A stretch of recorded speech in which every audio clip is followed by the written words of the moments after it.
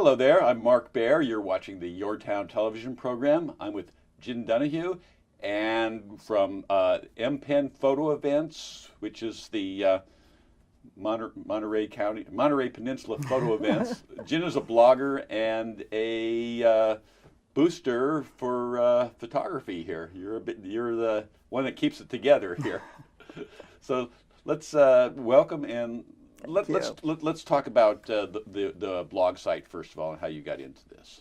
Well, MPen stands for Monterey Peninsula, and the photo events is self-explanatory. And the blog started with a single post. It now has many posts, but the post that's read more than all the others put together is the original one. The list of photo events. It's a chronological calendar. And it's strictly Monterey Peninsula. It's not Monterey Bay. People in Santa Cruz and the other side are always trying to get me to make it Monterey Bay, but it's not. It's Monterey Peninsula. It actually started as my personal calendar because, as you said, I'm a booster. I tend to go to all the events, and there's so many of them that I was keeping a calendar and decided to make it into a blog to make it public so that the members of all the photography groups, of which this area has many, would have access to the calendar so they wouldn't have to keep one themselves. So the West Coast photography, Monterey Bay, where we are, Central California, we're in a kind of a storied place and kind of gives sense of what a vibrant photographic community we have. I don't think people know or understand how much is going on here. Oh, this is ground zero for West Coast photography. I mean, it goes back to Edward Weston and on up through Ansel Adams and Morley Baer, Wynn Bullock, and into the living photographers, of which there are an amazing number. As I said, there are half dozen photo groups here, and we're not talking amateurs. We're talking very good photographers. So let's start with CPA. I guess if you're going to belong to one group, let's talk about the Center of Photographic Arts. The Center for Photographic Arts was started in 1967, so it's just recently celebrated its 50th anniversary. It's at the Sunset Center right now. It's at the Sunset Center in Carmel, and it was actually started by Ansel Adams and Cole Weston.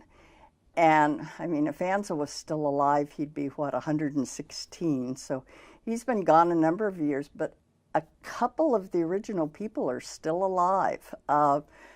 Bob Byers, who was on the original board for the first 20 years, he was the treasurer, is 99 years old. Wow. And still living out in Carmel Valley. And Dick Garrett recently moved to San Diego. He, I think, is 94. So a few of those original people are still alive. It's now very vibrant under the leadership of Brian Taylor and Rick Marai.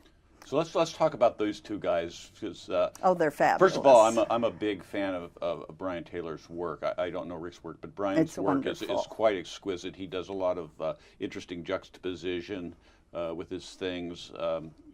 Fabulous work. Let's talk about these two fellows. Well, they were both photography professors.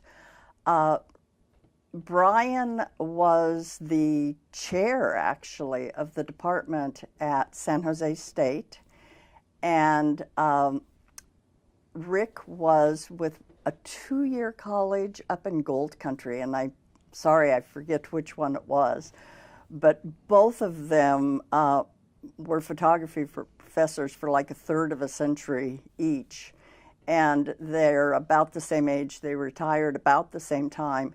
And the CPA was lucky enough to get both of them in rapid succession, which the two of them together are just a dynamic duo. I guess they just took down the last show, but there's great piece by Eduardo Fuji in there that I just loved, and there's some other really exquisite work in there. Yeah, I'm a big fan of Eduardo Fuji. He's fabulous. And he makes arrangements for exhibits at MIIS. He's employed at MIIS, Yes. and he's recently got them. Right now they have an Oliver Klink exhibit, compliments of Eduardo. Yeah, well, Oliver Klink is also. Let's explain a little bit what he does. I want to go because I saw that show as well. His going to the Antarctic, and he goes around the world, does extreme nature, and it's beautifully presented, beautifully photographed, but also ecologically really important. So it's more than his photography. It's him and the environment. Being very green. Being very green and very socially involved, which is really interesting because a lot of photographers are really getting onto a bigger, they're collaborating in much bigger issues, which I find very interesting. Another thing that's really great with the photographers in this area is so many of them, like Oliver and Doug Stakely and others, give workshops here and relatively close, like Yosemite or places like Iceland, all over the world. Oliver seems to be gone more than he's here, but for photographers who want to take workshops, we had David Gubernick here recently, who's got absolutely gorgeous work. That's one of the posts on the blog.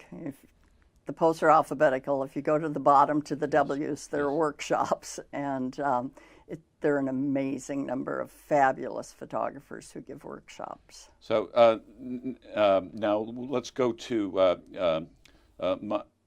I want to say MoFo, but let's go to the let's talk about that. MoFo, like MPIN is Monterey Peninsula. MoFo is Monterey Photography, and it's a Facebook group, and many of the local photographers are very active with that Facebook group.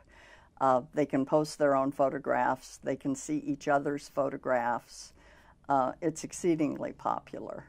Yeah, and that just let's give that URL again, and I'll have it on the screen. But say it out loud. Oh, just Google the word Facebook and then the words Monterey Photography. Okay. If you Google those three words, it'll come up. Now we also want to talk about the image makers a bit. So this is I went to I saw you a couple weeks ago at the image makers meeting, and I was I'm an outsider, so it was so interesting. The image makers, it's an insider. Well, you explain who they are, and I'll tell you kind of my experience of it. The image makers are one of the local photography groups. They started about 20 years ago by Dick Garrett, that gentleman who's in his 90s, who's now down in San Diego. They are a very tight-knit group. They have lifelong friendships and go out and photograph together. One of them is affiliated with AMP. Steve Smack does your West Coast Focus. Which we'll get to. Which is a wonderful program. The image makers are a show and tell group. It's strictly prints. Some of them are film, some of them are digital, but they don't project anything at the meetings. The meetings are strictly prints. Okay, so let's differentiate. So some of the groups do projection? I didn't know this. Padre Trails is almost exclusively projection. 99%. So why and what's the difference? Just as a naive question. I don't know. I wasn't around when Padre Trails. Well, actually, they made the switch from projection from 35 millimeter slides, so they were projecting even before digital. They were doing 35 millimeter slides. And is this just for an economic thing, so people don't have to make the print, or I don't know. That's just their thing. The Padre Trails is the oldest group. It was started by World War II vets shortly after World War II, so their history predates me. So Padre Trails, from my understanding of it, is open to photographers of all abilities. Actually, all the groups are, except right now, I believe Image Makers membership is closed. To the best of my knowledge, they're not accepting new members because their show and tells were getting up to where they were taking almost 4 hours. Yeah. Okay. Yeah. So they just didn't have time for more members. But other than Image Makers, all the groups are open for new members at any level. Yeah, and this is important for us. Yeah. So I went to the Image Makers meeting, I guess last month. I guess it's a monthly thing, and I was just blown away by the variety, the professionalism. But it's very interesting. Sitting with a group of photographers, as the outsider, seeing how sharp their eyes were as they examined each piece and went through it, and what they saw, what they didn't see, what they liked, what they didn't like, and then the general quality was, it was like discovering this little treasure that you had no idea was going on. Yeah. And I'm sure you have that experience there. They're all exquisite. Yeah, it was. There's, and that has a fairly big membership and some really fine photographers. I've had young ones. I've had Logan Norton on several times. I like his work. Jeffrey Beckham, I know, is part of the Image Makers group, who's again another fabulous, very established photographer on the other end of things. So very impressive. What else do I want to know about this? Well, the Image Makers, like you said, Jeffrey Beckham's actually represented by the Weston Gallery, which is as professional as you can get. On the other end of the spectrum, some of the members are students of Martha Casanave at Monterey Peninsula College. So it really is the entire spectrum. Yeah, and Martha's still active. And again, I've done some interviews with her, and she's goes way back in the history here, and she does pinhole photography. Excuse me. So how did you get a passion for this? Where did your passion come from? Well, Al Weber says that every photographer needs an audience. I'm the audience. Why this? How did this get to? Well, I'm just very much into the arts, not solely photography, but all the arts. So, pick an art. I love them all. Yeah, I'm very interested in why a small place like the Monterey Peninsula can have such impact, and partly it is because the artists do come together, the artists communicate. They don't live, everybody does solitary solo work, but they do commute together as a community. And there's somebody like you who's an organizer and keeps it so people know where it is and keep it active and know where the events are and keep it functioning. And that doesn't happen everywhere. No. And I came from Southern California, and in Los Angeles there was a feeling of competitiveness and secretiveness because of the competitiveness. And I don't discern that here. It's like here, they're all friends, they're all best buddies.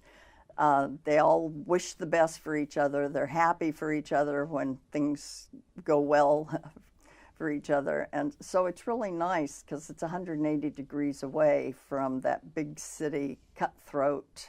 Well, it's still, the bar is high. They're a very tough crowd, but it's both cooperative and competitive. You need the competitiveness to keep the bar high. Well, it's more like they're competing with themselves. With themselves, but having others, they kind of can see this good work all the time. So the work is really good. Let's before we run out of time, let's talk a little bit about West Coast Focus and what Steve Zmach's doing. Well, Steve, who is an image maker, does a new episode every month, and it's shown every Thursday and Friday for that month. And the next month, when a new episode is aired, the previous episode goes on YouTube, so you can see all the previous episodes. And he guarantees to always show at least 100 photographs every episode. And he always has 3 fabulous photographers as panelists, never has the same panelist twice. And we were speaking of the image makers. Many of the panelists have been image makers. Some of them, like David Gubernick, also belongs to Padre Trails and independent photographers. Some of them belong to all the groups. So I'm going to tomorrow be doing a drone shoot with Steve Zmach, and that should be really interesting. I'm going to be laying out a field full of artwork, and he's going to go in the air and shoot it, and hopefully I'll have a lot of people on the ground shooting the event, and this should be pretty fantastic. So any last words before we're done here? Well, I'm sure you'll have fun. I'll have fun, I'm familiar with Steve's drone work, and it's wonderful. Yeah, well, it's pretty amazing. This is technology, and I heard he did that, and I said, okay, we've got to do this. Anyway, we're running out of time. I'm Mark Baer. I'm with Jen Dunohue. We have great photography here on the peninsula. Check out her blog, and you'll know where to go. And we'll be back.